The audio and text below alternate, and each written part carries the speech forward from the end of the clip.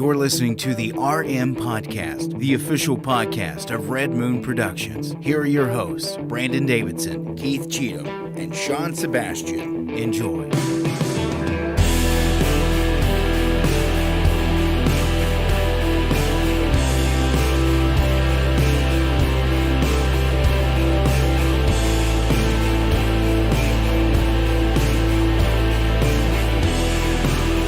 Welcome to yet again another episode of the Red Moon Podcast. Coming to you live every single Tuesday night right here on all your favorite social media networks at 9 p.m. Eastern. Also catch the audio downloadable version on all your favorite podcast catcher apps on Thursday. I'm one of your hosts, Brandon Davidson, alongside our normal new host, Sean Sebastian, and he's busy. He's intently looking. He never says his name. I never say my name.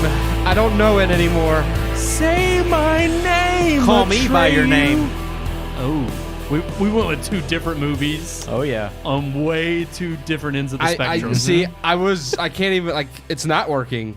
I can't hit it. It's not working. Is it not? No, this is working. I'm just saying what you all did wasn't working. Oh, okay. I can't hit the it's working button because it didn't work. Now you can. It's working! He looked at me like, it's not working. Oh, it is. No, you gave me permission, so that was a look of, well okay, you gave me permission. It because the audio comes out of the same place. Oh, as no, the it music. was working before the show started. I didn't mean the deck wasn't working. I meant what you all didn't work. What we were saying wasn't working. It didn't gel right together. Yeah, you didn't like what we were saying. Yes. Oh my God. This is the first time in a couple weeks we've had the camera, our sliders working. It wasn't working last week. Yes, all the technical stuff's working. Finally. So far, yeah. Every once in a while, and then we just get a rolling blackout. Don't say that. Don't say that. I don't have UPSs in here that are plugged up. Goes down. It just internet's gone. We lost it. It's EMP. The AI took over. What'll happen? Yeah, you have AT&T. I forgot. Well, no. That's the problem. Is what will happen is we'll go like a full hour and a half, and we'll realize we haven't streamed none of this. Oh man. And in fact, if y'all could check real quick and make sure the stream is up. Stream says we're live. All right, we're good. Then. It says it's going. Rumble, YouTube, Twitter. It ain't dead yet. But no, the movies we were quoting, Sean, vastly different. You were doing "Call Me by Your Name." I've never seen it. I haven't either. I just know it's gay. And then I think Timothy. I think Timothy Chalamet's in that. Is he really? Yeah. He. Oh yeah, because he's the kid, right? Yeah. Isn't he the young And boy that the him older and man Armie falls Hammer. in love with? Yeah. Oh yeah. He screws a peach. Armie Hammer's a weirdo. Yep. What is it with that? What is it with this stuff going on? All I know is I went down They a screw rabbit peach hole. in that one in Saltburn, they screw the ground. Well, I mean, Like- this is Hollywood. They just screw you. I remember back in our day when all you had was American Pie, and he was screwing an apple pie. So that's American. Right. That's it. That is. But that was taboo. Yeah. Well, back no, then. yeah, Now that it's was the just point. normal. Was It's that, like, that what do you the screw? whole joke of that scene was he did something that's not tell normal. your mother we ate it. Yeah. You know? Yeah. And it's like tell your because mother we it's- ate it all. It's wrong. Yeah, it's like- no anymore. It's like it's embraced. Yeah. Saltburn's It's like, guess what our son did today? He stuck Yeah. his penis in a pie. Filled it up. And this is getting a little Yeah. risque. Yeah, I don't It know is. why we went down that rabbit hole. Hey. Mine dealt with the never-ending story, Yeah, which is I on a totally different end of the spectrum. I think that movie's messed up too. Look like Different ways. big, strong hands. The one I hate in that movie is the bat. The bat and the guy who I flies think around. that'll be on the remade. bat. See, I hope not. They'll make a Trey use some, and he was already Native American, I think, or they yes, played it he up. was. And I'm just like, it kills me because that's a classic, iconic movie, is. just like The Labyrinth. Don't touch those. In fact, what was it? I retweeted it today. The owners, I guess, of the rights to Back to the Future, at least the written property, they basically were like, yeah, we're keeping these rights till the day we die. Yeah. And you're not touching them. Like, Oh, there's good. no chance of a remake. And I'm like, Good. thank God. Yeah. Yeah. I'm like, Robert Zemeckis should be. No, because beating for a that time, drum. people Yeah. were saying they wanted Tom Holland to remake it with Tom Holland. Yeah. Look, and and- Robert Downey Jr. was going to be Oh God, Doc come Brown. on, Yeah. come on. Just because of the Peter Parker Iron Man. Oh yeah. Oh, this is what I hate about. Well, fans have and Hollywood. They have no imagination really.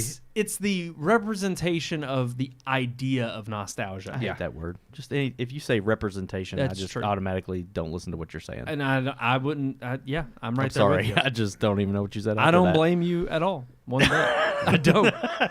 Because the truth is, yeah, it's like Trigger word for it's me. people who want to be so included in the nerd culture that they feel the need to revisit things from their childhood that they liked, but then they want to distort it and change it entirely. It Right. makes Yeah. no sense. I'm like, what's the point? It's not even. And we're going to see Ghostbusters later this week. I told Sean, it's like I thought about watching the first two and then Afterlife before we go see that, but then I'm like, I feel like I'm going to be very disappointed. Right.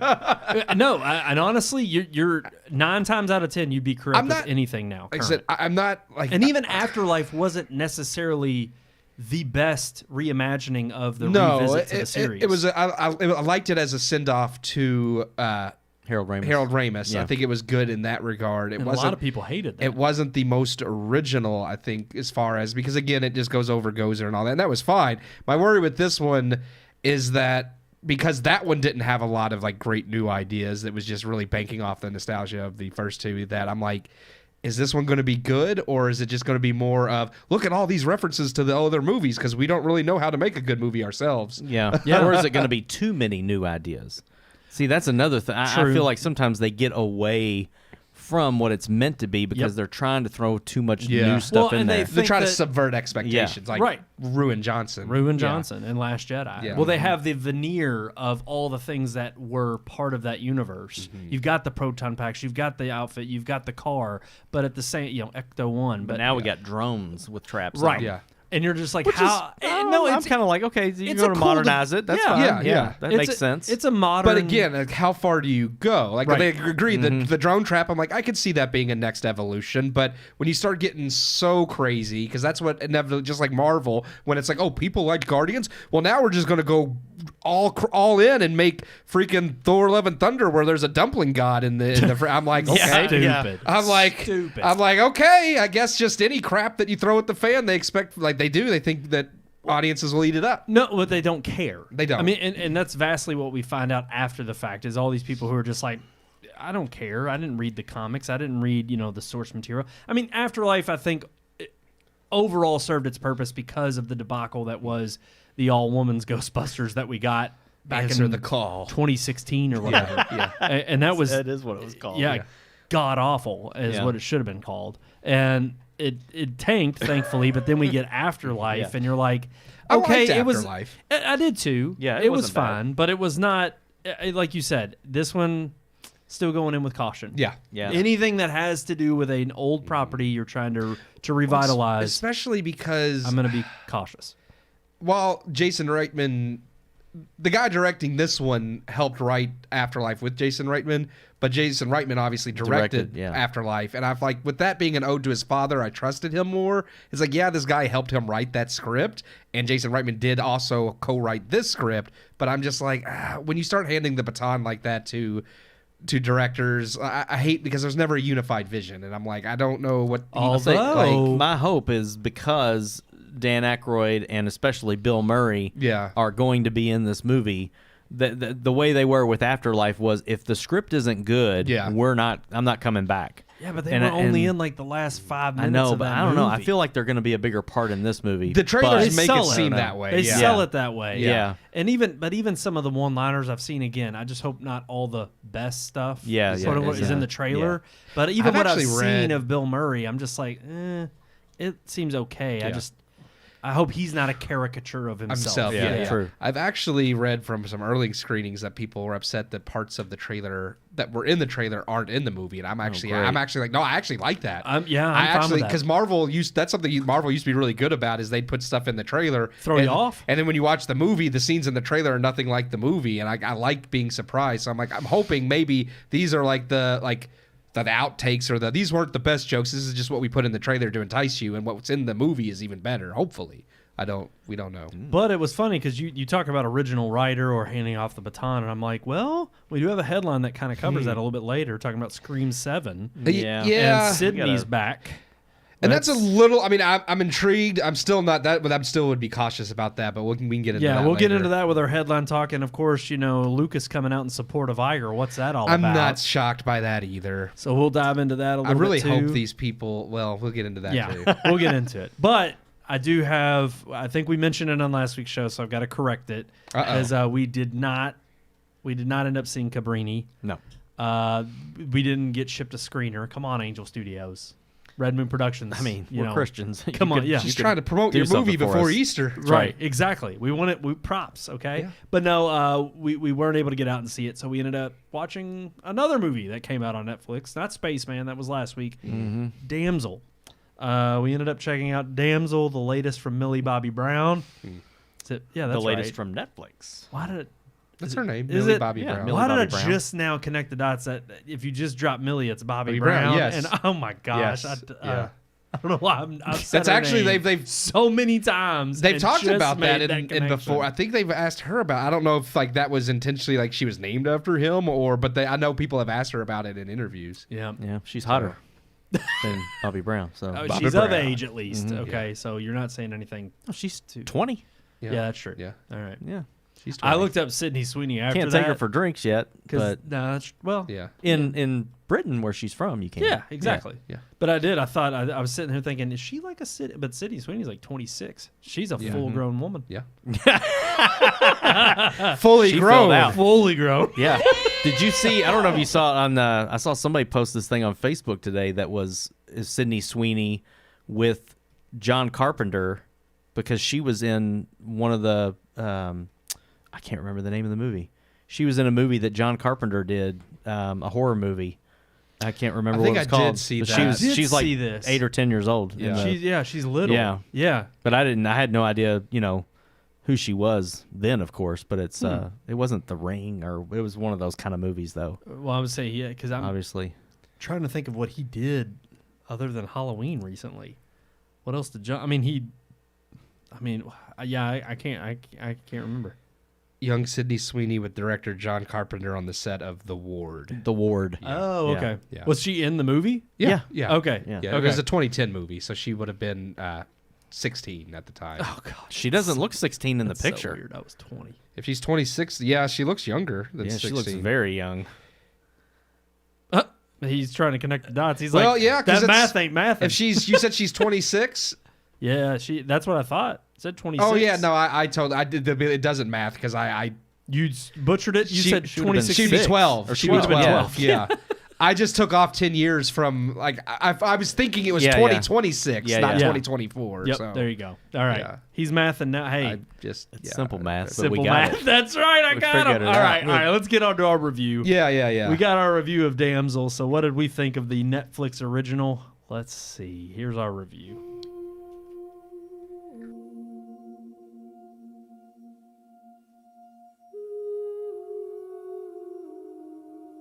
People have been creating fantasy stories and fairy tales for as long as people have been telling stories. Some of the most common of which are fantasy-style stories of knights and dragons, and of course, damsels in distress. And while many of these exist, following the same old tropes and themes, modern generations do their best to create new tales and myths with their own twist. Netflix's latest film sets out to subvert both expectations and the traditional role of damsel in distress, in their latest film simply titled Damsel. Starring Millie Bobby Brown, who also serves as executive producer on the film, and directed by Juan Carlos Fresnadillo, whose only notable work includes 28 Weeks Later, Damsel tells the story of Elodie, portrayed by Millie Bobby Brown.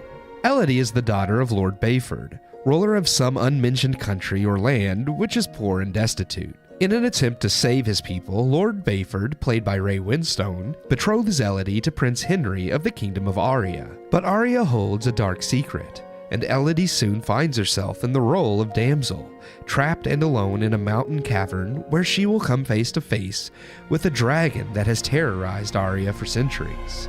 Written by Dan Mizzou, Damsel attempts to flip the typical damsel tropes on their heads, starring Brown, who has become Netflix's go-to for strong young leading woman capable of more than her male counterparts, much like Enola Holmes or even Stranger Things' Eleven. Each role Brown has played for Netflix has descended further into Mary Sue-ism. While Eleven is a well-written character whose strengths make sense, and Enola less so, Elodie in Damsel goes through no real character growth and overcomes obstacles with little to no effort. With Deus Ex Machina style writing, where some problems, such as a massive burn, finds magical solutions, making them non-issues in a short manner. Outside of the Kingdom of Aria actually having a name, there is no lore or world building either. The audience is plopped directly into a fantasy setting, with lords and queens, and given enough backstory and information to suffice the film's main plot, but ideas and attempts at layered storytelling fall apart immediately when given any thought. Add in bad dialogue and even worse delivery of said dialogue from the cast, which includes actors such as Brown, Winstone, Angela Bassett, and Robin Wright, all of whom have fantastic acting credits to their name, and there is definitely a problem with direction as much as their acting. Some credit where credit is due, production design does have its moments, though it can be hit or miss, and underwhelming considering Netflix prides itself for original content that is supposed to match or even exceed Hollywood-produced films. While special effects for the dragon itself and scenes implementing its fire breathing look great, and the overall production design acceptable, lackluster costuming, editing, and cinematography makes the film feel cheap more often than not. The movie's best moments all surround the dragon itself, from special effects to even the creature's voice acting, provided by Shohreh Aghdashloo. It felt Fresnadillo and his team gave their best efforts to the dragon, while everything else comes off as middling. Damsel has its moments, and the story itself is, while not that unique among all the fantasy stories out there, is still interesting enough to have made a decent movie. Ultimately, however, the movie never breaks away from being mediocre, instead relying solely on the idea of subverting the damsel role as being enough. Except, despite what Hollywood believes, there are plenty of stories with leading women who become the hero, many of which are so much better done than Damsel. It's a film with the shallowest message made in the most mundane way. I give Damsel 2 out of 4 stars. Well, there you have it. 2 out of 4 stars for Damsel. Wow. Wow. Okay. I don't know what. You serious, Clark? Yeah, I don't know. I have no idea. Sometimes that's what you get with Keith. I was laughing at the movie. Oh, really? Yeah. I mean, you gave it 2. It's not terrible. It's still laughable. It was. Yeah. there At times it was, yeah. Yeah. I mean, I didn't would hate agree. it. That's why I gave it 2. There are Yeah. some moments like, I mean, the you pointed it out when I was doing the review, and I agreed. Like the scene with the birds on fire was cool. I was like, that was neat, and I loved. You mentioned this also, and I loved it too. I loved the way the fire looked from the dragon because Yeah. they had the molten magma Oh, it type. was kind of like lava. Yeah. Yes, I Yeah. like that. That was a cool. It looked cool, and it was a unique touch to a fantasy story. But then it's like you get those pieces throughout the movie. Yeah. Yeah. And the story and the acting and the writing and everything else is garbage. And, so- and it's weird because even highlighting some of those positives are not highlights throughout the whole film. Like No. they don't represent the special effects or the production design Yeah. throughout the entirety of the film, just in those moments. Mm-hmm. Because for the most part, it's all very basic, humdrum, like you've seen it before, and nothing is to an elaborate extent. I mean, again, the world building is awful. There is no world none. building. It- Her country didn't even have a name. I looked it up on. I was. and it's weird. I think they That's intentionally true. did that. Yeah. But it's funny because it didn't play off Yeah. well. She's It like, didn't. our people Yeah. are poor and starving, and then you don't even get to know anything about the poor That's and it. starving. It's like We just yeah. all you know is they're going back there with a dragon. Yeah, That's it. And Yeah. I'm sure that's going to scare the hell out of the poor and starving people of her country. Right. Yeah. But no, it's also funny What too. purpose that served, I have no idea. Well, because then you got that awesome shot of all the. Because remember, the That's dragon's a female too. Oh, I so know. all the Yeah. all the All badass the women women. were on the boat. Yeah. Yeah, they're like, we're mighty. Now I will say the voice of the dragon. Yeah. And like how the dragon is used in the film, I liked, Yeah. except for the parts where they do stupid crap, which MacGuffins of, we got to find a way for her to not die. Yeah. And it's literally there's a scene where the dragon turns away, and I'm just like, why wouldn't you kill her now and then go kill the thing you're chasing? Like, it didn't make any sense. Oh, there were so many parts in the movie that really annoyed me when I'm like, that dragon could kill her like instantly, and like she just runs from it, and the dragon's just like, okay, I guess I'll come back later. Yeah, like I'll let you. Right. I told him See there's if you're like still several there. scenes where she crawls in like a little hole and is hiding, and I'm like, all the dragon has to do is blow fire in there, and she's dead. I don't understand. Yeah. Like it's just like, But well, maybe then the dragon wouldn't have the satisfaction. yeah, but then they show dead bodies in all these crevices, so I I'm like, know. obviously the dragon killed That was them. the biggest problem or plot problem of this movie was the map on the wall. Yeah. Like, It was terrible. How did they even draw it if the one they didn't she escape died. or they died? Yeah, she goes, well, she makes it very clear that V, or Victoria, is the one who made it to the sunroom or the way out. And it's like she signed it with her initials. Yeah. So if she got up there and then she finds her body, She come back down? Then how did she come back down and draw the way map. out? Yeah. It just makes no sense at all. No, I I'm agree. like, that was just stupid. No, a lot of it, like I told Brett, there's a lot of, and I mentioned in the room, there's a lot of like things they try to add like that to make it seem like it's layered. Like, oh, then there's this and there's this, but then when you start thinking about Well, it, I'm they like, not like I'm No, like yeah. that wouldn't work They at all. even It's tried to horrible. correlate that with like one scene where she draws a maze, and then of course it's her and the prince talking. And Oh, they're with getting the to know heart- each the other. heart, And yeah. she's like, it was something I just always did when I was younger, and like, so you're thinking, okay, are they going to build this up to like because she's good at mazes, so she could figure out the cave. exactly I'm like, you guys exactly. are, genius. they got smart writers. It would have made more sense for her to be the one mapping the cave. Yeah. Right. If she's good at it, then it would have been great to have her Well, doing that. That's good Almost- writing, Sean. They weren't going for that. Well, and even her being a heroine and possibly going back down and drawing it for someone else, but of course that would defeat the purpose of. True. They end the film with She goes right back down for her sister, right. who both miraculously survived this fall Yeah, I mean, again, there's with no broken bones or there, nothing. and even the like journey through the cave. I told Keith, I was like, I'm glad it wasn't longer, but there were so many parts of the film because there's so much in it. I mean, it's weird. There's so much in the movie, but so much of it is hollow and empty. Yeah. So it's a lot of filler to make it seem like there's depth. There's but a lot of not. pointlessness. Yeah. Right. Yeah. And so the basic, you can tell exactly what the three acts of the film are. And even as like plainly told as those three acts are, they're done like horribly. They're messy. I mean, the dialogue's atrocious. Oh, yeah. From the moment, I mean, what's her name? I've never seen her in anything more wretched. Angela Bassett. Angela Bassett. Yeah, she was awful. Terrible in this. She overacted the royal like pomp and circumstance role. This is incredible. Yeah. Exquisite. It was awful. And like she kept using Yeah. all of these like all these descriptors. Your and, taste is impeccable. right. And it was just like, and finally even Robin Wright Nice. kind of What do looks you at her. want? She's like, what do you want? Yeah. And I was like, thank you. I was Yeah. thinking the same thing. I thought like the whole time I was watching Angela Bassett, I kept thinking of the Oscars where they made the joke about Angela Bassett's such a great actress that she even got nominated for a Marvel movie, and I'm like, well, she's not getting nominated Wow. for this Yeah. movie because she was awful. And I can at least say that, yeah, she was better in Black Panther than Oh, yeah, this. yeah. Easily. But I just think it was funny how much they were like talking about how amazing she was at the Oscars, and then I watched this movie and I'm like, yeah, I don't know which version you all saw, but I think the only dialogue in the movie that I thought was pleasing at all was between her and the prince when they're kind of getting to know each other and walking and riding horses and all Yeah. that. And I was like, that's Yeah. great, but then it sets it up. I don't know. I thought it was good. It was better, but I still thought it was a little cliche, like how they handled Yes. some of it. And as soon as he starts talking about wanting to travel too, I was like, well, he's gonna betray her. Like, Yeah. I could see Yeah. it. I was like, oh, okay. Well, and that's what I hated too. Is Yeah. there was no redemptive quality for any of them, for any of the men.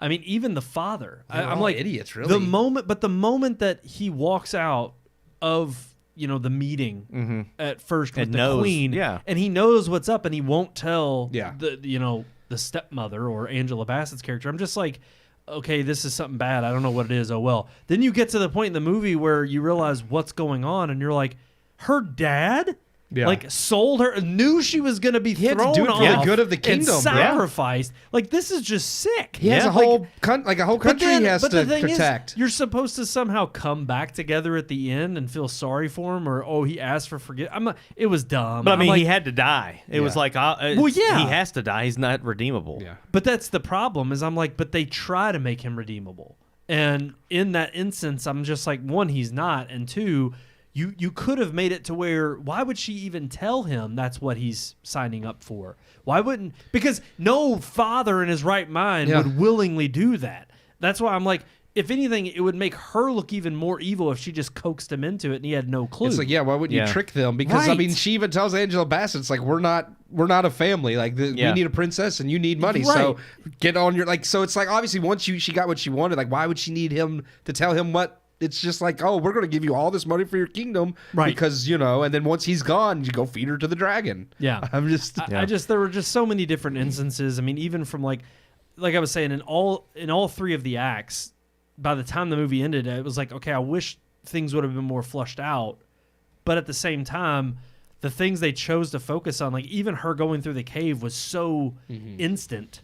Like the way she makes her escape and gets from obstacle to obstacle, it's like they're not even obstacles. No, like they spend not for her. They're not right. Yeah. Everything she needs, she just she's Arnold suddenly Schwarzenegger. Yeah. Right, she knows how to survive it. That's right. And she had glowworms. Like that was the thing. Couldn't survive without those. Yeah, there was no that magically heal you. That's what I'm saying. Yeah. There's no impending doom. Like there was just never a chance where I thought, oh, she's really at odds here and could die. Well, every time she comes into something that should be a problem or an obstacle, like a magical, and I don't mean because it's a fantasy movie, a magical solution could happen, but even outside, it's like the solution just appears and she's able to overcome it immediately. There is no struggle. There is no lesson. All right, y'all are going to call me crazy. Yeah. Go ahead. I'm sorry. No, I was just getting into this trope of like female heroine and how they hype her up as being amazing, but she comes off as a Mary Sue, like people claimed of like Rey and Star Wars, because again, they don't earn anything and they always act like these are like this huge thing, like, oh look, Millie Bobby Brown's this damsel and we're subverting expectations because she's not in distress. She's a powerful girl figure and nobody's ever seen that. But I mean, I mentioned during the reviews Frozen, when like the prince is the villain and the heroines are the heroes. Or even if you go back when people joked on, like you mentioned Jennifer Lawrence for saying she was the first ever female action hero. Yet you had Sigourney Weaver, you have Linda Hamilton. It's like we've seen strong. Leia. Talk about Rey. Freaking Princess Leia. But I mean, you have strong women, you have leading women who have been in action movies, and it's like it's kind of a slap in their faces. I feel like when you act like this is something like revolutionary when it's pathetic. Like I mean, Sigourney Weaver would take her out in 10 seconds if this was like in Aliens. Like Millie Bobby Brown would stand no chance. Well, just because she's annoying and gets on her nerves, and she'd just be like, "Bye, get away from her, you bitch."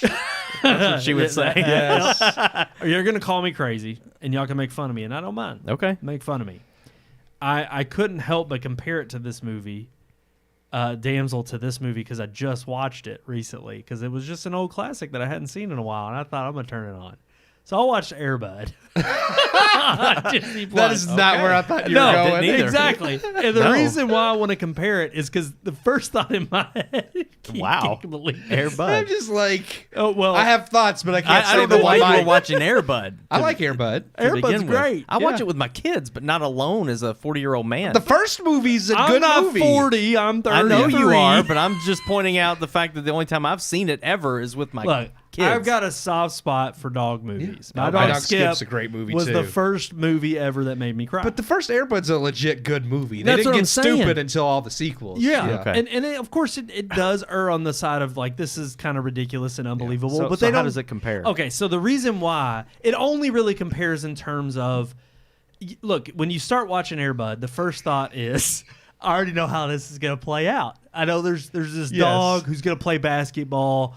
And that he's going to be the savior for this kid's life. Okay. It's the basic plot is set up from the very beginning, but it's like moments of turmoil throughout the film. Yeah, Mr. Noodle tries to take him back. Yes, the fact that he comes in and he's got papers and he's going to take the dog. Then the kid goes and sets him free, but he realizes that Mr. Noodle is going to come. The clown is going to come. I don't know. Mr. Noodle's who he plays Free in Willy too. Yeah, It yes, sounds it just is. like Free Willy. Okay, but the Yeah. thing is I'm just saying Mr. And Noodle. he 'cause- played Mr. Noodle in Elmo's World on Sesame Street. Oh, I don't know his name in Air Bud. He's just the clown. Yeah. He plays the clown in the. But so he basically knows he's going to come back and try to steal the dog again, even though he got him free. So then all of a sudden he's taken Air Bud out, and he's like, well, his name's Buddy. He's like, Buddy. Yeah. He's like, I don't want you to be taken away from me, but I want you to be free from this bad guy. And he Yeah. tells Buddy to like go. He does the stereotypical like, get out of here! Get out I of don't here." want you anymore. Yeah, I'm telling you, You've seen man. that in all the animal movies. But it's so good It because is. I'm like immediately the shift of the movie, because you're thinking I thought immediately, I was like, modern day, he would have broke the dog out of there. They would have run back, and somehow there would have been some scheme where this, the clown gets taken into custody or something. Or Oh, it ends with the face off of choose who you want to be with. Man, Right. that I'm tugs, get- it's, I'm it's getting like you that. get to pick. Oh, but sorry. but no. But the Oh my thing is, gosh. all of this is I'm sitting here and I'm like, you could have taken a very simple plot, but they add enough in the movie to where you're intrigued of how the story's going to play out. This is something that is lost in modern day filmmaking. No point in this film did I have second guesses as to how this was going to play out. Oh, yeah. From I can start see to that. finish, I immediately knew every obstacle she was going to face, she was going to overcome it. I knew somehow the dragon, and even the twist of why you find out why it's killing these daughters of this certain kingdom wasn't really a twist. It was kind of a thrown in there to, again, showcase some kind of plot element of like, oh, look, we're deep. And it doesn't, it's Yeah. a mile wide and an inch deep. It's not deep at all. So I'm just... like to be able to have watched that movie Air Bud juxtaposed with this one, and I'm sitting here and I'm thinking, I don't even know if Air Bud came out in theaters. It did. It did. Okay. The first one. All only the other ones only the were first one. straight to Okay. VHS. Well, and that's what I thought too. I thought that was one of those And that would have DVD. been a straight I to saw VHS it at Kenwood back- Drive-In. It was awesome. Oh Really? my gosh. Yeah. And it's a good kids movie. Yeah. It really is. I know It's- we've watched it. We've watched Space Buds. We watched all of them. Now those are those are bad. straight. Yeah. The moment the dogs are going to space, it's There's a little a problem. It's a little far fetched. Oh, you know what I mean? Okay. But no, I really did. I just, because it was the most recent movie, and I'm just sitting here and I'm like, how in the world does this movie about something goofy as a dog playing on a kid's basketball team end up being more, not only meaningful and have more emotion baked in it, but even more depth in terms of its messages and even its plot structure Than Damsel. than Yeah. Damsel Yeah. and 2024 modern Movies, yeah. heroin, type film, like with Millie Bobby Brown. I'm just like, come on, this Yep. is just god awful. So yeah, that's how it compared to me. Okay. That's how it compared. That's to me. interesting. That was it. I like it. All right. I don't know if that made any sense. I get fully where you're going with it. Even if it didn't, you're basically saying Air Bud was a better movie, and Yes. I can agree with that. It was. Yeah. Yeah. Far better. I would give Air Bud 3.5 out of 4 stars. I don't know about that. I know I would say 3. Yeah, I would give it 3. Like I said, I have a soft spot for dog movies. We gonna see the new Mark Wahlberg dog movie? Actually, it's already out. Oh, she's already in the trash. I hate. Oh my you God. didn't put it up, Speaking did of you? dogs, Yeah. You got to remember put it up, man. I don't even know what Yeah. she's chewing on. I Oh, don't it's want a to see toilet it paper enough that roll. I'd go to theaters to see it, but I'll probably check it out when Yeah. it's available. Hey, buddy. Dog was good. I wish I would have saw that in theaters. Dog that actually, ended yeah, up being a good movie. That was one that when I saw the trailer, I was like, I'm not watching that, and then it was a good movie. Yeah. Is that about the vet? That's the Channing? Yeah, that was the Tatum. Channing Tatum Yeah, one. Yeah, okay. yeah, I don't think I did see that. yeah. He's a veteran, and the dog Okay. is. it's actually Yeah. you would like that one if you It's like good. the dog. I don't know, man. My favorite was always it's my it's favorite was always anti-woke. Homeward Bound. I Yeah, love Homeward Bound's good. I watched that. Actually I may go home and watch that one. I need to rewatch Peter. You're my boy, Peter. I was like, I missed you so. Yes, I love it. Shadow. missed you so. And hey, Michael J. Fox plays Man, good that as music, Shadow. man. Yeah. That theme. Sally the theme they put in Fields. it. Yeah. I mean, yeah, It's a And great. then, Michael J. uh, Fox was Chance. I'm trying to think Oh, who did Chance. the. Yeah. Shadow who did the, was- Shadow's the that's right. old. Who did the- I forget who is Shadow. He was in the Sasquatch movie. Harry and the Hendersons. Harry and the Hendersons. Yeah. He's not He's John the- Lithgow. No, he's No. the old man that hunts that's the Bigfoot. Oh, I don't know researcher. him. Sadly, I'm not sure. I don't know the cast in that movie. Can't think of his name. Don Amish was Shadow. Yeah, let me see his picture. Well, that they have an old one. There he is. Here, Yeah, hold him yeah. up. Hold it up for the viewers. Okay. Well, here's young and old right Yeah. there. So It's weird. He kind of looks like Vincent Price a it'll little bit focus on on the it. He's on got the a good left. voice. Actually, I have seen him in some. He died in '99. Dang. yeah, he Gone. 93. He died in 93. Oh, no, long time ago. Well, he was think born in in, 1908. So He was in Batteries Homeward Not Bound Included. is- Or no, he was in Cocoon. Oh, He was in Yes, the he movie was. Cocoon. He was in Cocoon. Yeah. Yes. Okay. Homeward Bound is, I think, like literally the last thing he was ever, because that came out in 93. I So think he that's the last literally movie. sounded like death in the movie because he was was on dying. his He was deathbed. literally dying. Yeah. Yeah. That makes a lot more Yeah. sense then. All right. That's why that performance was so good, man. I need get you to. in the I feels. need to rewatch it because look, I can only watch so many of the heartbreaking pet movies. I'm not Yeah. gonna lie. It's like But it has a happy ending. like And Airbud it tricks does. you into thinking it's going to be Nobody does. heartbreaking. My dog Yeah. Skip doesn't. Yeah, Yeah. that one's sad. That one's It's, sad. and not in a bad way. I mean, No. you just he's a good pup, tried and true throughout. But yet, and he goes through some rocky turns, but he still lives a long life. yeah. But man, You're about to cry right now. He is. When Kevin Bacon comes in and lifts him up on the bed at the end, and you're Yeah. just, oh gosh, and then Kevin Bacon's in that? yes, Yeah. I've and never Diane seen it. Lane. It's I've never seen Kevin My Bacon Dog and Skip. Diane Lane And, are in it. Yeah. what's his name from Malcolm in the Middle? Frankie Muniz. Yeah, he was the kid. Yeah. Oh, okay. Yeah. But then it's like and the narration comes on at the end. He's like, "Got a call from Dad. Skip died." I'm like, "Oh man, it's Jeez. done in this kind of southern drawl, and Yeah. so like, Yeah. and the last shot Just is spoiled it. Just spoiled the movie. well, Thanks. it's I don't know, 97 was when that came out. 98. I don't know. Frankie He Muniz could have had a was- chance Huh. to watch it. Now He there's just already no point. said Skip died. Yeah. I mean, dogs. You said it had a sad ending. You didn't say he died. Maybe he just, got hurt really bad. It's like George of the Jungle. move on. He got maimed. Start talking about Damsel. Yeah. Start talking about dog I think we're movies. done talking about Damsel. We can probably move on to the Gosh. headlines We now. can. We can get it in our I think we can go to the headlines. headlines. Man.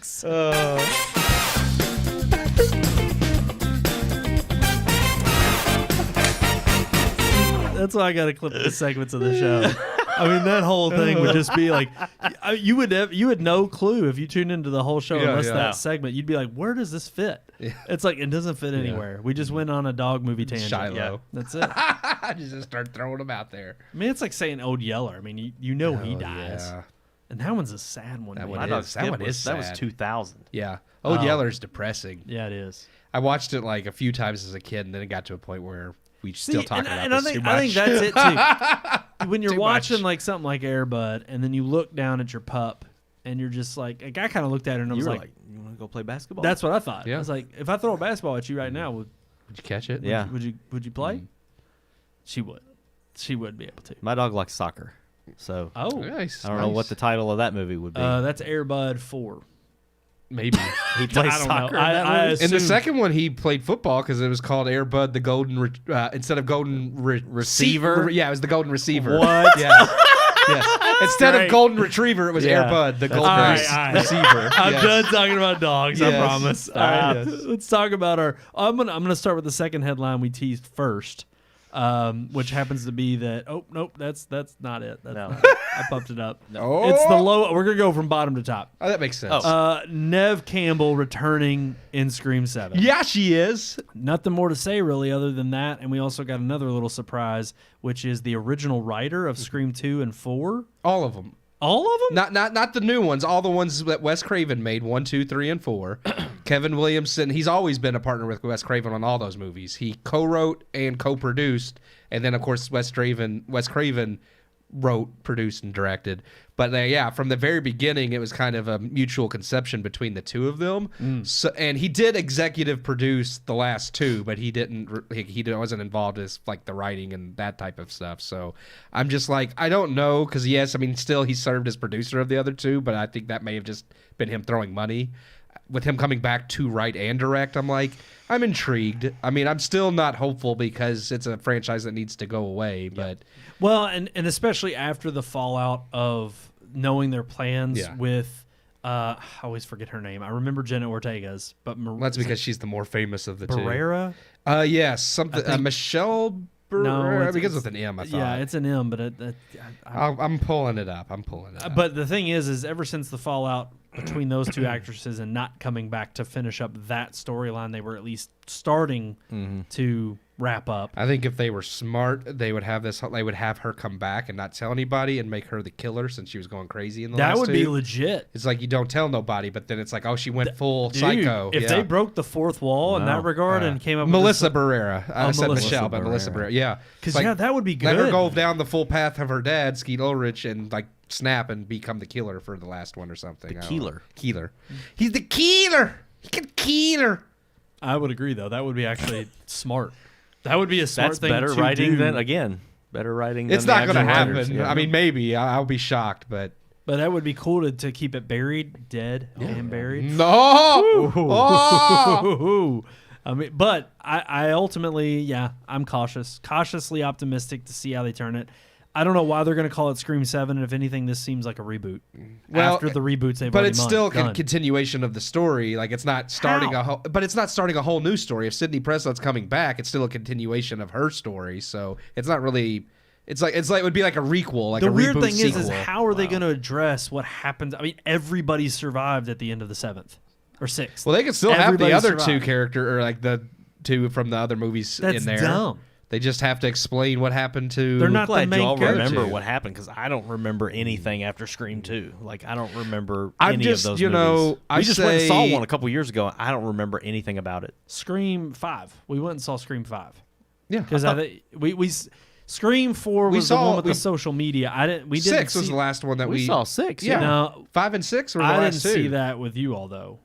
I watched a screener of that. Oh, Oh, okay. yeah, I didn't see that Because we with you all. reviewed both of them. Right. Yeah. But I didn't see that one in theaters. yeah, I had to watch a But screener yeah, of 5 it. and 6 were the two with the new storyline, the whole requel Right. thing, and yeah, I don't know, just act like they didn't happen, or be clever and be like, oh, that's some other like movie within a movie thing we've already done before. I don't know. But I mean, Sean, even if you don't know, that's honestly why I thought maybe with bringing her back and the original writers / with him directing, I honestly thought they were gonna try to do a soft reboot. Oh yeah, By I thought Neve wrapping Campbell up. came back for one of the other later She movies. was in 5. Yeah. Yeah, Yeah. she just didn't come back for 6 because they wouldn't pay her enough, and Right. then when everything fell through, they were like, okay, we'll pay you now. It's like, oh, we ain't gotta pay that Jenna Ortega Wednesday money, so we'll pay the Sidney Prescott from Scream 1 through 5. Yeah. Because she was in all of them up to that point. She right? was in all of them, everyone but 6. Yeah. That was the only one, and they just had Courtney Cox have a throwaway line about she's earned her happy ending. Don't bother her. And, like, and you even know, though it was a so- throwaway line, I actually was kind of like, okay, that's fine. I was fine with Because that. then I was also upset that they brought her back after they killed Dewey in the 5th one. Honestly, Yeah. if we're going to scrap it all, I say bring Stupid. David Arquette back. It's like just ignore the last two, bring him back. Then you I'm sold. can't- you I mean, can't. yeah, the killer never dies, so he doesn't either. He's died in every movie and come back. I know they tried to make it like the permanent thing by going, but I'm just like, just make some BS up and bring him back. I don't care. That is true. The moment that and then He got the I Braveheart wanna- death, is what I call it. Yeah. What is the Braveheart? The Braveheart death. What is that? Where they They gut, like, guts you, straight like, up. all Yeah, the way yeah. through. Yeah. Yep. And again, they only did that because they wanted to prove that this time it was We permanent. mean it Right. this time. Yeah. I honestly, all I want is just to be like you're in the middle of the movie and off screen it says. Yes. And you're like, he's back! Oh my god! One of the worst themes, but one of the best themes. Well, it fits him perfect. It does. To be fair, because that theme is like an old western. They didn't write it It's in for other screen. movies too, Yeah. though. Yeah. It is? Yes. Yeah, it's I in. did not know it's that. It's in Face Off. They What? use it in Face Off. It's like an old western standoff, like just generic. I had no freaking Yeah. And they clue. Yeah. chose it specifically because it kind of fits like the tone of who Dewey Yeah. is. Y'all are blowing my mind Yeah, right now. yeah, I yeah. had no freaking clue. All right, well, we're cautiously optimistic, but we'll see what happens whenever it comes to It's fruition. like every other franchise film this day. I'm like, I go in thinking that it probably isn't going to be good. Agreed. Agreed. We'll find out Thursday night. Yeah, that's true. That's our next one. But our other big news of a casting of a sort is Aaron Taylor Johnson is set to be the next Bond. Anya Well, Taylor he's been Joy. offered. Yeah, I saw that too, and I'm like, nobody's really. No, I feel like that's one of those things that was like a joke on the internet that these like outlets got hold of, and like people really think they hired Anya Taylor Joy. It's like, no, you're being fooled by internet trolls again because you're the Yes. idiot media. Dumb. But no, I like that casting. I thought he was one of the few. Like there was a couple they had mentioned before, and he was in there. Well, that I was like, I could see that. And Sean, I know you were heavily pulling for Henry Cavill. You would have liked to have seen him. No? I thought you were. No, I think he's too big. Okay. I mean, agree. I'm just being honest. I He's think too he's too bulky. beefy. Yeah. That's how I feel about him as Wolverine. Like, he's too massive. Like, And Wolverine's muscular, but I he's get not it, but Hugh a big Jackman guy. is taller and he's just as big. He's too big to be. I want a more know. comic book yeah, accurate comic Wolverine. book. Yes, yes. And that's where I actually think Daniel Radcliffe could pull it off. Yeah, he's a short guy. I've Wolverine's only seen, 5'3" I've in seen the like comics. fan makeups of Daniel Radcliffe as Wolverine, and it looks sick. I Yeah. thought you were talking about as Bond. No. No. Hell We- no. we Daniel switched over Radcliffe to has Wolverine. gotten ripped, and a lot of people have wondered if he was doing that, getting For shredded Wolverine, to get yeah. ready for a role like that. And but he's shredded and like got his hair up and grown a beard, and it looks like he could What about be. but- Zac Efron? As Wolverine? Yeah. Nah. He's short, He is short. but I mean stocky. And if I'm you not did- gonna say he couldn't pull it off. I yeah. just don't know if I want that or not. That's how I feel. He's a good actor. He actually does have the right build, He's and he got is a the good build, actor. yeah. So I'm just like, Yeah. it's again when I hear Zac Efron as Wolverine, He's actually there's got like a trigger in my I don't know mind. if you've like, ever that's noticed or unnatural. not, but Efron's got these like unusually long arms. Like his build, his yeah. arms are long, and I'm just thinking, dude, with the claws on the end of those things. See, that would Sean's be- gonna sell me on it, and He's I'm over got- here, and I'm over yeah. here Just like saying. no, but I'm like, I just think even if you added the chops on like his Chops and a sideburns, cigar in his mouth, I and think he could could pull see it him off. having the rugged, like I'm kinda too. stoic, kind of quiet, facade and Yeah. feel. man. And everybody But would yes. think we're crazy, though. You say Zac Efron as Yeah. Wolverine, and people be like, No, I I'm don't, just- because everybody thinks of him as like High School Musical. I would have But never he's thought more of than him. that I would have now. never thought of him as a wrestler. But Dude, I thought he did the wrestling yeah. thing Yes. great. And honestly, the Yes. reason why I would be convinced on them kind of doing something with the height is I think of that movie, and I'm like, even with the scenes of him in the ring, they don't make him look too short or too Yeah. small. I mean, like they do a good job of it. But Yeah. and I mean, not as good, I think, as Zac Efron, but a lot of people like made fun of Robert Pattinson as Batman because of Twilight. But then when it happened, Yeah. the people were like, "Oh no, They made it he's- work. Yeah, so made it work well. maybe- No, I think Aaron Taylor-Joy or Johnson. Goodness, see, I've got He that. did it. Yeah, I think it's a good pick. After watching Bullet Train, and I mean, even this article kind of goes into that movie Yeah. and some of his past roles. But after that movie, which I didn't know he was British, or I didn't know he had a British accent. Oh yeah. So every other film he's done, he's has used an an American American. accent. So when I heard him in Bullet Train and just saw his capability in terms of an action movie and following the choreography and all that stuff, I was thinking that he could be a pretty sweet Bond. Well, and it's weird too because I'm on the same page. To me, one, it makes sense what they were going for is they wanted somebody who could at least commit to the role for about 10 years. Yeah, Yeah. and that he's makes young sense. enough And to he's young enough to go. do it. But also, in my mind, I'm sitting here thinking of the ones they mentioned as possibilities, like a Henry Cavill or Idris Elba was thrown out there for a Yeah. while. I like the fact that this is somebody who's relatively unknown. I mean, Yes. if you Yeah. mostly think of, I mean, even Daniel Craig became a household name because Because of of Bond. Bond. Yeah. And this guy, I think, is now going to become a household name because of Bond. And I think if they want Bond, they want the character to be bigger than the actor. Yes. And I think that's a perfect way to go about it. Yeah. He's known enough that people will accept him, but he doesn't have he's not someone like Henry Cavill who's a part of so many. That's one thing. Even when you sent the article about Henry Cavill as a possible Wolverine variant in Deadpool, It's all but confirmed Yeah, now. I love Henry Cavill, and I love I think he's been perfect for most of the roles he has taken on. But it gets to a point sometimes where I'm like, okay, I want to see someone else. I don't want you to be in every franchise. Right. I Yeah. feel that way about Pedro Pascal. I feel like Yes. and granted, I would take Henry Cavill over Pedro Pascal because at least, like I said, Henry Cavill, I feel like the roles he's taken, he matches and fits really well. I'm just like, as soon as I heard Pedro Pascal as Mr. Fantastic, I rolled my eyes. I'm like, he is. Yeah. He does just, not. He's tapped into everything. Yes. Yeah. It feels Yes. like. And it's become, But yeah, I agree with Aaron Taylor Johnson. I'm like, I'm glad it's somebody who isn't a part of 5 other franchises. It's like the movies he's been in are good movies, but they're not even Kick-Ass and those kind of movies. even it's him not- playing in the Marvel. He was a- Quicksilver, yeah. But it's like most people don't remember him. Yeah, No, he yeah. had- Godzilla. He was in the first Godzilla. That's right. Movie. Yep. And And he has what I like about him is not only does he have the physicality, he can do the action, but he also has the frame and the build and the look to be suaver than Daniel Craig's was. Like Daniel Craig had he could get the chicks, absolutely. Yeah. But I feel like he doesn't have like the same type of like smooth, suave nature. He was that an older Connery refined, had, yeah. More of a Connery. See, that's where that's another thing I think Henry Cavill would lack. Yeah. Like I just don't. I don't think a guy that big in a suit that's barely able to fit could sell the whole like just the suave. yeah. I They don't kind think of they could tried do it in Argyle. And, Argyle and in the granted- Mission Impossible movie. And I would say while it was kind of done specifically intentionally over the top in Argyle, but it didn't come off well. The closest I would say was the man from Uncle, yeah. but even that I was just because a lot of people use that as an example for why he would be a good Bond. But I like this casting. I do.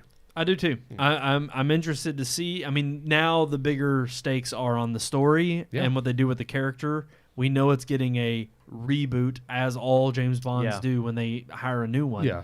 But how is this Bond's story going to be told? So. Well, we're in. We're apparently filming is set to start this year. Oh wow! I didn't even know they had a script ready. They said that once he signed on the dotted line and accepted, which his agent said his intention was as soon as they got the contract to him, which apparently was this morning, he was going to sign it, and their filming was. Yeah, set I to knew they start said later they this gave year. him the offer, but it wasn't really official yet because they hadn't had a signature. Right. But if it is official, just not. On paper. And his agents have said that he's intending to sign. Yeah. And so later in the article it specifically mentions, with filming slated to begin later this year. I'm like, holy It crap. also uses the word reinvent. Yeah, It says they want to reinvent the franchise. and that could be good or bad. But could be. But when it's Hollywood, you can't. I can't trust when you hear. Because I'll be reinvent. honest, Yeah. other than just again Daniel Craig being because he was that was longest, a reinvention of Bond, really. It was Because Bond hadn't been like that kind of rough around the edges Rough until and tumble, until Daniel Craig. but even with that, he was the longest reigning Bond, right? As far as many years as he played it. Maybe in years, but he definitely doesn't have as many movies. Right, Yeah. So, right. Like Based Connery has on- the most movies. I was gonna say I think it was based on how many years his time frame lapsed. He went the longest, like 15 I think it years. was or something. In 15, terms yeah. of years, Daniel Craig served longest because it was 15 years. Okay. But they just didn't pump out as many movies. Sean Connery and Roger Moore are tied for Tied? the amount of films that they made as the character. Which is how many? Let's see. Or no, not tied. They both had more movies themselves. Let me pull up the article. I was just reading the headline of the article. So, But and even still, the one thing that they nailed, and granted, it's easy for me to say this because of them being made, more recently. Yeah. But really, Casino Royale was what, 06?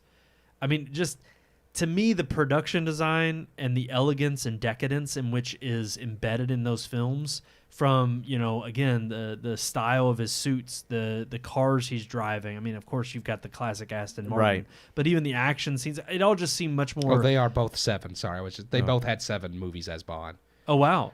Roger Moore was the longest year-wise as well until Daniel Craig. Okay, But Sean Connery and Roger Moore both had 7 movies. and Daniel Craig had 6. Was it 6? I thought it was 5, but 5. maybe 6.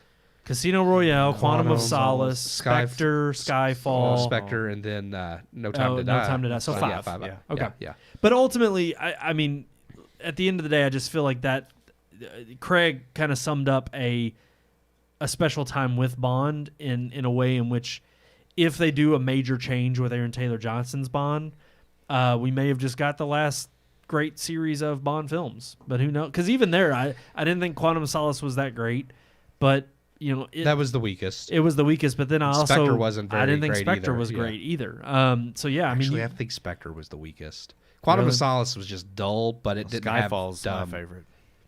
I still thought- say Casino I loved Royale, but then Skyfall. Skyfall. Yeah, Casino Royale, Skyfall, No Time to Die, and then see, and even like revisiting No Time to Die, I guess maybe for its story elements of what they do, but I honestly look back and I'm like, I wasn't.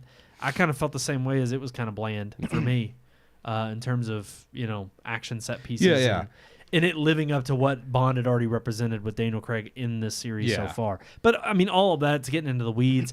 My thing is I at least like the aesthetic that they went with, and again, that raw, visceral nature of the rough and tumble that you got with Daniel Craig, but also the decadence and the class that you see in Casino Royale and all of the beautiful cinematography and all the different places he visits. I mean, it's just, again, I mean, it's world-class filmmaking, and I hope to get that kind of same now we'll style. go home and watch Casino Royale. Yeah, It's so good. There's a line in that movie towards the beginning that, to me, pretty much like set the stage for who Daniel Craig's Bond was going to be, and that's when she says something about sometimes it requires a blunt instrument to get things done, and he's that blunt instrument. Yep. And I love that. Was like that set the tone for all of who his Bond was going to be. Yep. He can be the sexy, suave, good-looking guy, slick, clean-cut, rich. He has the wealth, or at least the look, but he can also punch your lights out. Yep. And if you need him different. to, he can shoot you or cut your throat. That's right. And be immediately turn visceral. Yeah. Yep. Just now I want to watch a bunch of Bond movies. I felt like it made the whole license to kill mean something. Like the other movies, it's like, they're fighting bad guys, and they drop a henchman here and there, but they never felt like they were out for blood. Whereas it's like when Bond gets, because the whole opening is him earning his 00 status and getting the license to kill. So I love that. It's just like it felt like this was a man who he used that license. Yep. And all of the Bond franchise is available on Prime because they bought out MGM. So go watch it on there. I need to. I want to actually watch all of them, even though there's some misses, but I do. Oh, yeah. For the most part, they're still fun. I mean, when you keep in mind, what they are and the time frame they're made and things like that. It's I've had fun watching the old ones. But let's move on to our final main headline of the evening, which happens to be the big news that, yes, George Lucas is standing with Disney and Bob Iger. Yeah, and I was trying to remember, was this, because I know about the whole coup that's been going on for since I think 2022. It's been a while. And I thought we had initially, when it first started, discussed it on the podcast, but I couldn't remember. Okay, because it has been there's really been no more news about it, which is why we've not discussed it since then. But the guy that's coming in, who used to be with Disney back in the heyday before Bob Iger and such, and I forget the other guy that's well, one of them is one that you've brought up multiple times that he's partnering with, which happens to be the guy that was ousted from Marvel. Yes, that was the other guy I couldn't think of. It's in the top of the article. Yeah, I'm going to pull it up. Well, no, Peltz is the guy who initially brought forth he's kind of the one that's been. He wants to be a board member, doesn't he? Yes, and he's him and his company Trian Co. They're the ones that are kind of buttressing all of these. I would say they are politically motivated. Politically motivated is not the right word. It's the way they're handling the situation. But they are going out and basically bolstering this kind of support from the shareholders and saying that they want to replace members on the board and bring in themselves as well. They just want themselves to be on the board, which is Peltz, and then after Ike Perlmutter, who was and I mean I do like to as much as, I mean, again, some of the I don't fully trust anybody from Hollywood, but I do like him and the former guy from Disney who's with them.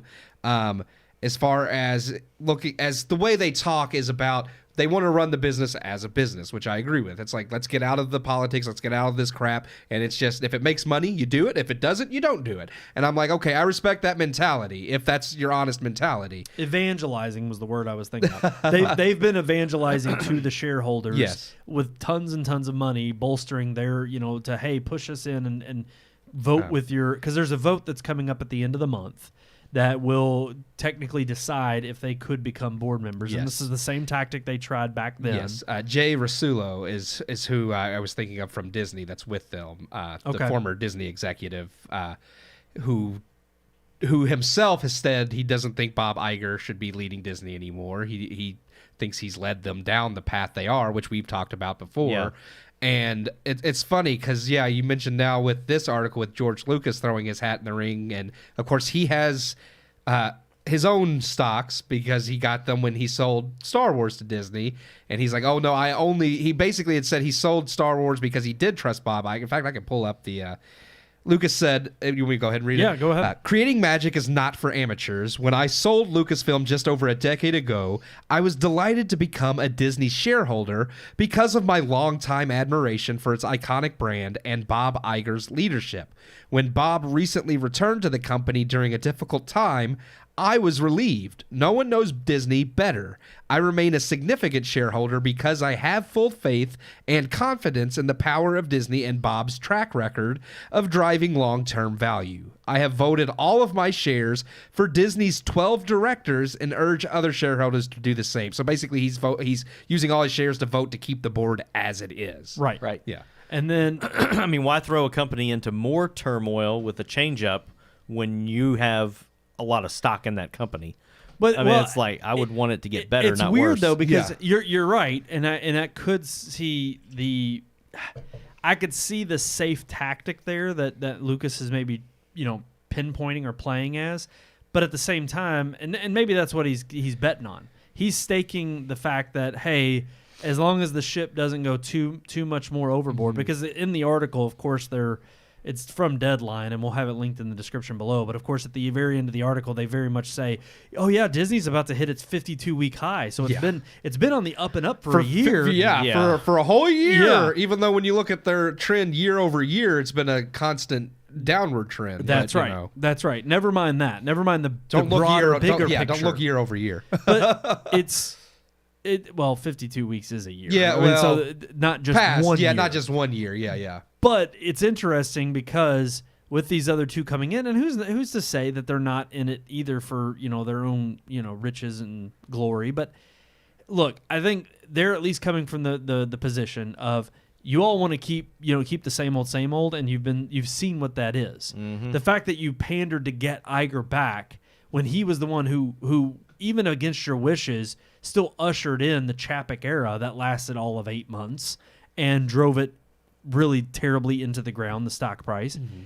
But now you have an instance of, you just want to keep the status quo, but also the status quo has not been, even if it reaches a milquetoast kind of stable level, that's not growth. I mean, look, Lucas is a longtime Hollywood player. He sold Star Wars back then, and granted, you could say, there was a lot of politicking going on, and there's been plenty of interviews where you've heard Lucas on the record basically say, well, if the fans don't like what I make, then I'm just not going to make it anymore. After a while, you just get tired of people pissing on what you make. Okay, fine, you little sourpuss. You just go pout in the corner with your $4 billion. Now those fans wish they wouldn't have said that. And though. that's probably the most disheartening thing about this is to see Lucas kind of have the little, that meme of him just sitting there like, Yeah. it's like, it's so funny to see him possibly get the last laugh because of how atrocious Disney has been with his property under Kathleen Kennedy.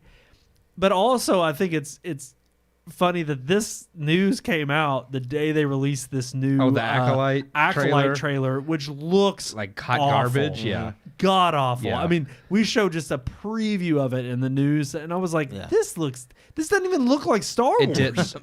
It looked like Rebel Moon. That's what I was gonna say.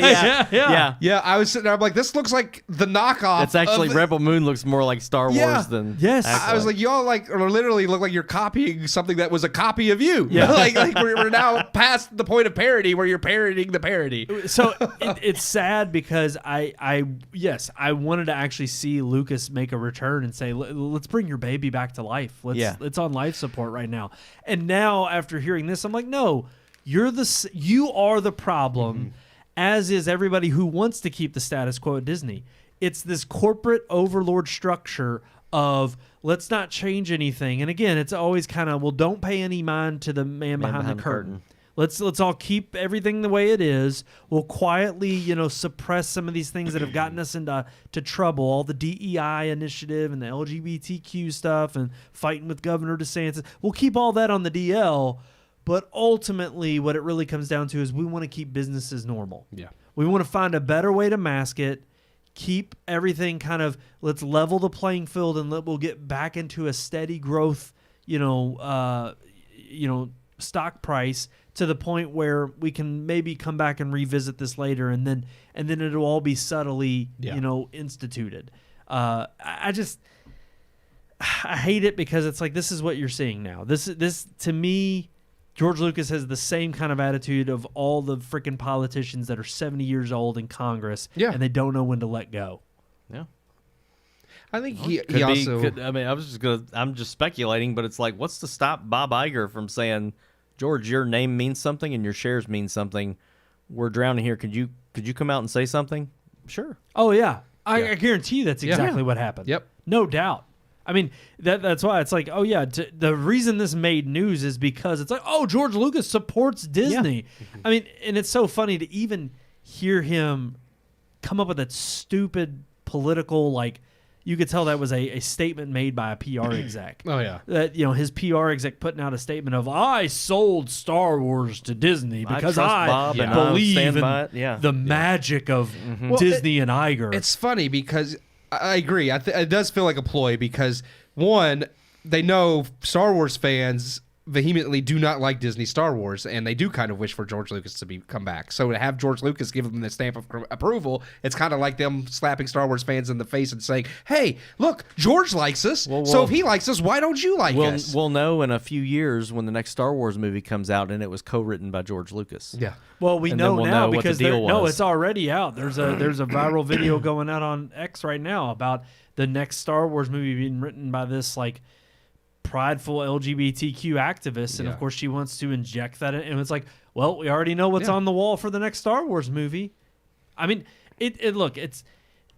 to me, Lucas could care less. He sold the rights back then. He's got shares in Disney, of course, but the dude's a billionaire. I mean, he's got nothing else. How old is he now? 78? I don't know. He's gonna croak. He doesn't care. He don't. This is contrived BS. Well, he doesn't give two craps about Disney or Star Wars and what they do with it. Not that long ago, he was whining that they didn't use his scripts for episode 7, 8, or 9, and be like, "Well, I gave Disney outlines and this and that, and I told them, And he complained about some of the choices they made. So it's funny to see him come out now, and it's like, yeah, it's one of those things where he's like, I got my money. I don't. He really doesn't give a crap. And that whole line, that BS line of, you don't want to hand that over to amateurs. I'm like, what the hell does that even mean? The former CFO of Disney and the former president of Marvel are amateurs. They ran those companies. Like they ran the company. And last I checked, it was your current CEO of Disney, Bob Iger, who was ushered back in because of the last failed CEO that he ushered in. Yeah.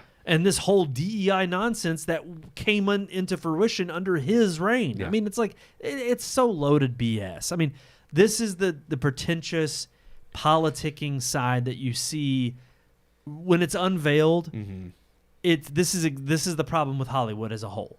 You've got these big corporations. I mean, the same way you could be just as cynical and chide any other major corporation out there. I mean, look at, and I don't want to get too political on a tangent, but look at what happened this past week with Tyson Foods and the fact that they're firing like 20,000 workers in the freaking, I think it's in Iowa, was it?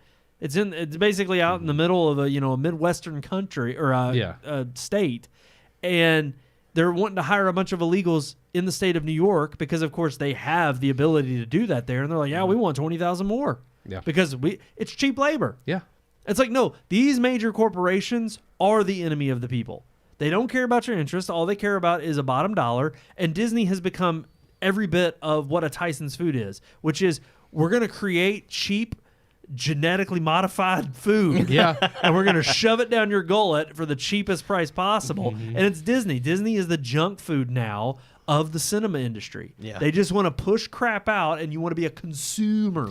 No, they've changed. They're going to focus on quality, not quantity. Sure. So starting with Inside Out 2. That's the start. I mean, all I can say is it's not a good start. Hey, Bob Iger has made it sound like that's the starting point for this new quality over quantity. So if that comes out woke too, it's like, okay, Bob, what are you promising us? I can tell by the trailer that it's. I know, absolutely, but that's why I think it's funny that like they're kind of touting that as this is Disney's return. And ultimately, let's be honest, that's why they don't want the shakeup at the board. Yeah, because that's exactly what their premise is. They're coming in, they're like, we'll get rid, like you said, back to the basics of business. Yeah, we're gonna make stuff that people actually want to go see. Yeah, but right now it's all veiled. All you have to do is keep the status quo. The board is in the right place where they've been, where they have the people to set in pieces or in place the motion of the pieces that they of the chess game they want to play, and it ends up being this DEI nonsense with all this woke crap, subjectively interspersed. I mean, all they're doing behind the scenes is trying to be more crafty of how they go about doing it. That's all. That's the jig is up. We know what your game plan is, and you're not going to change it because you haven't fired anybody. Yeah. Nobody. There's been trying to no find out how to hide it. accountability. Yeah. So I mean, look, Disney's going to continue to fail and to flail at the box office, and with more of this garbage they put out there. And so only time will tell. I mean, time ultimately is their greatest enemy at this point. If they don't right the course too soon, you are tarnishing and ruining a brand to the point where you won't be able to course correct. And yeah, you'll have those who are on top, funny enough, at the board, or even those shareholders. Look, George doesn't really care. He's already made his money. What's another couple billion he could throw on there if their stock does real well? At the end of the day, you're going to end up having those out on top. They're going to go out with their bankruptcy packages if Disney falls under, and you're going to have all those who are underneath it, and just this whole legacy of a great production company and a name of one of the best American culture creators at Walt Disney go down in flames. So, and I don't know if you can include this link. I can send it to you for like the audio podcast or for anybody who wants to check it out at home, because I don't want to get into it all right here at the end. But Pelts they have a website, Treon and Pelts, restorethemagic.com, that explains exactly what they're trying to do, what their goals are. And they even have graphs and charts about Disney's margins and where they're at, how they're falling. And then they have this nice little table here that's really cool about Disney's current path, like what their business like goals and agendas are versus Treon's goals and what they want to do with the company. And it's really cool because I mean, so far, like reading everything, I'm like, yeah, I and granted, of course, Treon's going to make themselves sound like they're the good guys, but they're pitching you. But but as far as like the business aspects go, everything they have one here, I would agree. Like just one, like just I was like, can you just throw out a couple? The one example, like corporate governance, Disney's current path: preserve as much of the status quo as possible by playing defense, evidenced by limited changes to compensation and succession processes. So Treon's goals is adopt best-in-class governance, finally complete a successful CEO succession, and align management pay with performance. So it's you don't just get paid for whatever, you get paid for performance. Yep. Yeah. Streaming profitability. Disney's current plan focused on achieving significant and sustained profitability, no guidance or tangible targets beyond break even.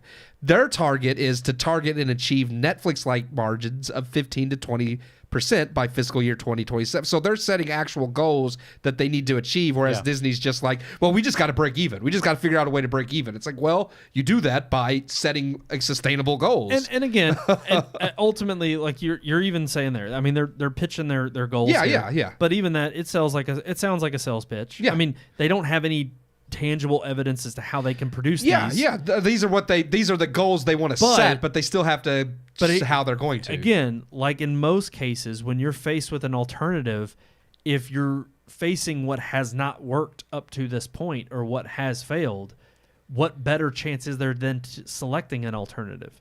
I mean, when you're facing uncertainty in the sense of where the future lies and you see what has already been laid out ahead of you or what has been laid out in the past, and you're like, well, this isn't going anywhere anytime soon, that may be your best option is for a change and a shakeup. And so, look, definitely send me that link. Yeah. We'll put it in the description below. It's a very well put together. Yeah, because they and have. This is apparently what this is why Lucas has come out, and of course, think about it. It's not only they feel threatened. Yeah, well, exactly. No wonder we're talking about it on a small show on YouTube, but why it's also in Variety, Hollywood Reporter, Deadline, all of these same outlets that are owned by the same big major conglomerate. The reason they're all covering it and they're putting it on blast that Lucas is in support of Iger is because they think that'll not only drum up enough support, but it'll scare the shareholders who don't really have much say or sway in the politics of the matter to just vote with Iger, vote with Disney as it currently is. And that's all they're hoping for. So unless you are a shareholder, which you would hope that they all do their due diligence in staying up to date on this because, hey, it's your money that ultimately is at risk here of being lost the more that Disney's stock slips. But if you're really into wanting to know what the best path forward for this company is and to get it into the numbers of when they were acquiring Pixar and Marvel and Lucasfilm, those are the crowning achievements of Iger. But then when you realize what he ushered in behind that, or stealthily, that has only overtaken and become this dark behemoth within Disney that has just made it, again, it's been its own worst enemy. It's eaten itself alive, because that's what the woke mind virus does. And once it festers and it gets out of control, the best thing you can do is come out and squash it as hard as you can. And sadly, it doesn't seem like the status quo that's in place at Disney is at any point currently trying to do that. So who knows? We know that the vote is going to take place later this month.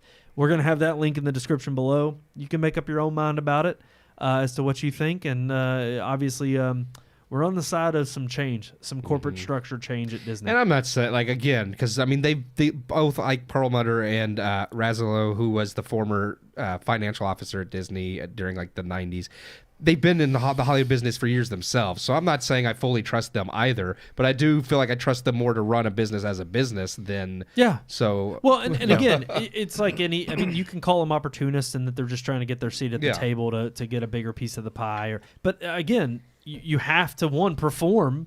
Yeah. And if you don't, then I'll be calling for their ouster too. Yeah. And again, I think it's absolutely ridiculous if you think that, Disney can withstand the current state of affairs, so we don't want to give it to amateurs. But then at the same time, it's like, well, where there's risk, there's also reward. Yeah. And they're not necessarily amateurs. It's right. I mean, the website points out all of the boards that Peltz had served on previously, and all of the immense amount of money that he's helped make them, especially it talks about Procter & Gamble. It's one of the biggest household names. I mean, your toothpaste is made by them. Everything is made by them. And it's while he was on the board, their profits increased 11%, is what it says. He's got, Something tells me if the woke elites that work at all of these major publications, and especially that we've seen from Disney, are against them taking over. It's probably a good thing. Probably a good thing that they actually should probably take over the company. Yeah. So who knows? That's up to the shareholders to decide and who their votes go for. We'll find out at the end of this month and the beginning of April. We'll keep tabs on it and let y'all know. Well, but all of Lucas's went against it. So. Yeah. He's the voice of wisdom. Yep. The man who made Jar Jar Binks. Hey, but he didn't make Last Jedi. That's true. All right, it's got to come after. He gave us that. He did. I hate sand. All right, let's move into our story time segment. It's story time, where the podcast members tell their stories. All right. It's working! I don't know what the timestamp is, but I was going to try to get this out. I completely forgot to do it at the top of the show. Uh-oh. Happy birthday, Megan. Oh, yeah. Yeah. It's her birthday today. Our good friend in Boston, Neil's wife, Megan. Yeah. Megan, she's up there probably. She's a mommy. She's a mommy. She's tending to her child. Her first birthday as the mother. That's it. Aww. You gave birth. So never mind. Yeah. No, I was gonna say, wait, you had a birthday, and now you've given a birthday. No. Yeah. That was terrible. I don't even know what to hit for She's a that birthing one. parent. Yeah, sure. she's a birthing person. That's right. Birthing person. I was trying to be witty. And she did always say her favorite parts of the show were the unique segments. So That's I guess why I maybe said, maybe it's get to fitting that for her birthday. Yeah. I hopefully she does hear it. Yeah. But if not, and then obviously I know if Neil was here and she was even up and heard this, she'd be like, he'd go to bed. He'd tell her to go to bed. Yeah. But no, well, we they got have a baby good. now. It's a little harder. They go to bed when it lets. That's true. When go feed my baby. Now they have an excuse. When to Noah watch lets the show. them go to bed, they go to bed. Yeah. Now they have an excuse to watch the show. No, we got a great story time segment. We're talking about a major release you were extremely excited for. This is actually one I don't have to think about because there's so many. Oh, wow. Well, I mean, I'm just like, there's always ones where I'm like, I don't know, but I mean, I have one in particular that it's the only one I'm going to say. go for it. Go, You yep. go for Transformers. First. Okay. Wow. That's fair. Okay. Yeah, No, that was the first one, yeah. the first movie, and it let me down. I was really excited for it when I heard that they were making a live-action Transformers film that's my childhood was Transformers. No other toy, show, nothing in my life compares to what Transformers was for me. So like I just, when I heard that they were making a Transformers movie, didn't know anything about, didn't care if it was Michael Bay, didn't care who was in it. I thought this is it. This is the highlight of my life. Like it's even having a child someday is not going to compare to this movie. Dang. Like I was that excited for it. And I was wrong. Yeah. So I mean, the first one I Thankfully- liked, but I thankfully, mean, no, you're I right. liked it. It doesn't compare to But the it 80s did animated. not. It did not fulfill Yes. the excitement and the stuff from my childhood that I wanted. There was to- no Ba Weep Gran on Ninny Bon. There was No. none. Hey, Sawyer and Andrew are happy to hear you say that. And they, You know, they're more they- important. Yeah, That's right. only by a little bit. Yeah. though. It could have. I mean, Shia LaBeouf was a shining spot in that movie. I think I actually like It's- it was American Pie with Transformers. That's how I look at it. It was Dang, just. yeah, It was that's just. kinda- It was yeah. a teenage, perverted movie with Transformers. And I think it worked the one time, not well, but enough for it to exist, and then they just kept going with it. Yeah. Still, just yeah. put the cube into my trash. yes. Well, it became more Yes. about him and his parents and the comedic aspect Yeah. of it than it did the Transformers. Transformers. Yeah. Oh yeah, yeah. Mm-hmm. I mean, it was one. It was Michael Bay, again, CGI action And fest. hot women bending over cars Yep. and stuff like that. I'm just like, this isn't Transformers. Hey, at least it was pre-plastic surgery Megan Fox. She needs to get them thumbs fixed, dude. Before you They get focus your on her thumbs? Before Her you, nubby- I'm have you just never saying, seen her she's got nub toe thumbs? thumbs. Yeah, No. they do. Yes. Yeah, they look I'm like toes. before you get any They're all other stubby. plastic surgery, get thumb extensions. They need to take the fat out of her thumbs and put it in her There's face not fat. again. They're just not fat, The bone, they're like they're short. just stubby. Stupid. Like Can y'all her pull, bone up, can y'all structure. pull up a Midget thumbs. picture of? Yeah. Yes, Yeah. she has toe thumbs. That's what they're called. They look like I a think big toe. Transformers was a good one. I was excited about that one. Not most anticipated excited. This is great. We're gonna look at Megan Fox's I thumbs. do. I want to throw She's her. not the only actress out there that's got them that's creepy, but hers were just extremely Oh, noticeable. this one's got it circled and everything. Oh, Oh yeah. yeah, pull that up. Look And at- point look it at- up to the camera. It is. It's like a toe thumb. It's there we go. Well, it's not focusing really. That's Hold not on. the Trying closest if I picture can get either. it. All right. Well, I mean, they don't really have many that are like I zoomed in. guarantee you there's Oh, some there's that are one. zoomed Yeah, in. yeah, yeah. Oh, yeah. That looks like my big toe hanging on the end of her hand. Hold on. Let me. I want to see it. Except for the hairy knuckle. Oh, Well, I'm trying to get there. There There's better not be no hair There's no on it. hair. There's no hair. Oh wow. Yeah. That's AI. No, dude. That's no. her thumb. Yes. Is not Just a big Google it. toe. Yeah, no. Yeah, Google it. This is before, like this is like back in. This is before AI. when Transformers came out. Like me, Sean, and Neil talked about it. Yeah. Like, This it was is like yeah. a Like, look at her daggone thumbs. It Yeah. looks like somebody hit. It's like a cartoon hammer. I hit remember that. staying at the the very first house Sean lived in Bardstown. I remember me, Neil, and him like hanging out, and we had the whole conversation about Megan Fox's thumbs. I guess she thought nobody would see those. I'm surprised you didn't already know. I It's been a didn't big know. thing for years. Yeah, Wow. everybody makes fun of her thumbs, man. I'm just gonna call her like Megan Toe Thumb. Toe thumb. She's Megan Toe Thumb. Her and MGK. But yeah, I would say I could think of 3 for me significant movies that I was highly anticipated upon their release.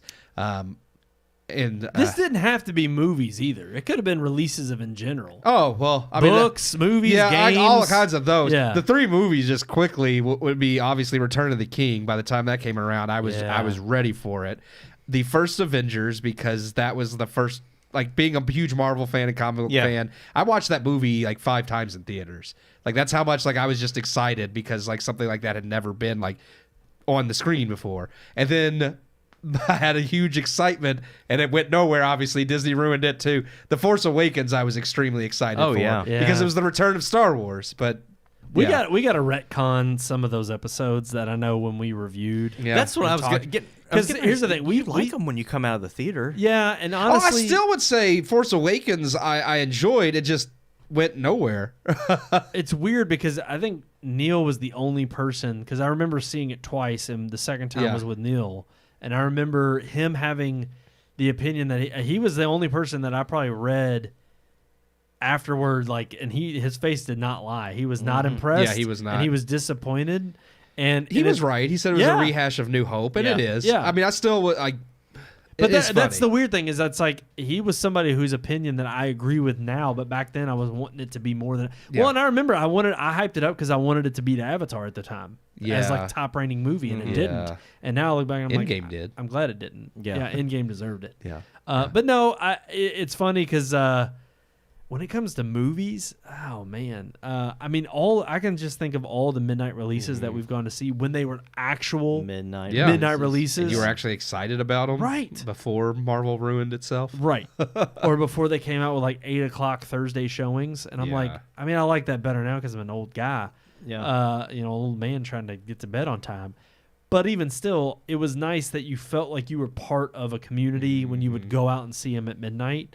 But I remember that for so many movies, whether it be Interstellar, That was a Iron good Man one. 2. I remember going to see midnight so much. release. People dressed up. And, Right. Yeah. And But- just, yeah. I more associate like major releases oddly with games. Okay.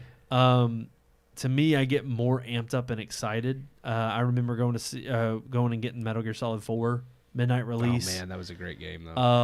And I had to be at work the next day at 5:30 a.m. So I literally just came home. I had to put it in and at least start it up. And I remember starting it, and I played it till like 3 a.m. I got like 2 hours. That day I went in the bathroom and like fell asleep on the toilet roll dispenser. It was not good.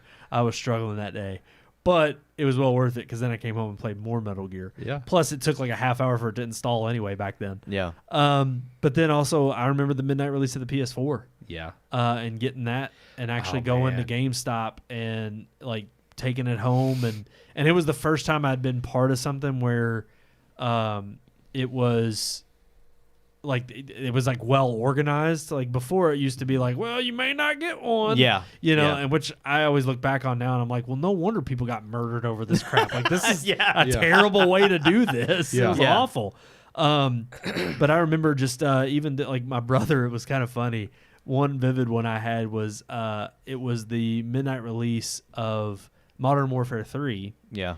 and I was going to say 2. also I stood in line for that one. Oh, you did? You got yeah. that? But Modern Warfare 3 was coming out, and it was actually the same day as Metal Gear Solid, the HD collection for the PlayStation 3. And I was in hope that I could get that because I had already pre-ordered it, even though it technically was not what everybody was there for. I was like, they were there for hopefully Call I of could. Duty. So I told my brother I was going to go up there and just get that, and he was like, why wouldn't you be able to get it? I was like, well, they're doing a midnight release for Modern Warfare 3, and he was like, I'll go. Like, I'll get it. Because we had already played, like, Modern Warfare and Modern Warfare 2. And my brother at the time, like, that was the one game he would enjoy. Yeah. So, I remember we got up there, we get in line, and there's, of course, this huge long line, and he was just like, I should have not done this. He was like, this is not my scene. He was, like, totally embarrassed by it. And, of course, if you know Chip, my brother, it makes sense. But, yeah, it was fun. I don't know, memories like that. And I was actually working the third shift at the time, and I remember we came home and I actually fired up Metal Gear just because I wanted to see what it looked like. But then we put in Modern Warfare 3 Ended up playing that. and Yeah. playing that before I had to leave for UPS third shift. Yeah, I think like as far as like non-movies, the biggest release for me probably was the 7th Harry Potter book. That's what I was going to ask. Would it have been 'cause, one of those? Yeah. Because that me and Neil is funny because I went with the Singletons on vacation one year to Florida, and that was when the book came out. Yeah, I remember that. And me and Neil literally went to Walmart for the midnight release, bought the book, went back to the Singletons' house to leave for Florida because like they drove through the night, so we left at like midnight so we'd get there early in the morning or whatnot, straight through. And like we bought the book, went back to the Singletons, got loaded up, left, read the entire way down. Like I don't think me and Neil spoke hardly at all to each other, but maybe a few words like the entire ride. We just read all the way, and then like the first few hours we were in Florida, we sat in our room and read until like we finished like both of us that book. Like That's insane. Yeah. You And then finished we- the whole novel that in one sitting? Like yeah, that yeah. night? We read like all the whole That's crazy. the whole trip to Florida, and then however like the first few hours See, there or whatever, and I then would we spent the rest kill of the week. for that in kind of Florida. time. Yeah. I mean, and you could do that with a book. I mean, now you can do it We had portably with stuff. we went to Destin, I think, and it was a 12-hour ride. Yeah. Yeah, it was long. It was, I mean, a, long it was a long trip. ride. Yeah, yeah. I mean, me and my dad went. Like, I'm pretty sure we were on that trip because I remember y'all getting the book. Get the book and read it, and yeah. Because that's the thing. I mean, and I know Derek Carpenter went too, didn't he? Didn't the Carpenters go and meet everybody there? I don't think that was the year I went. If at the Carpenters, I don't know. Yeah, I went on one trip where Neil bought a Harry Potter Yeah. book and read it the whole way there, and he finished it before we that's crazy. got started. But I mean, you could. I mean, if you're a pretty decent fast reader, you don't get bored of reading. I mean, that's Some like people- it's like Yeah. a 12-hour straight, Yeah. and then I mean Yeah. maybe closer to 16, adding on the few hours that we spent. Well, and first there, And that's the crazy part is, I mean, if you think like audiobook wise, they're typically around that length anyway, 14, 15 hours. And Yeah. it's like, well, you just. if you got the time to just do it straight, it was Yeah. great. My sister was the same way. She was loved into the it. Harry Potter books, and I remember like she got pissed at me because I didn't know anything about Harry Potter. I'd heard the term like Horcrux.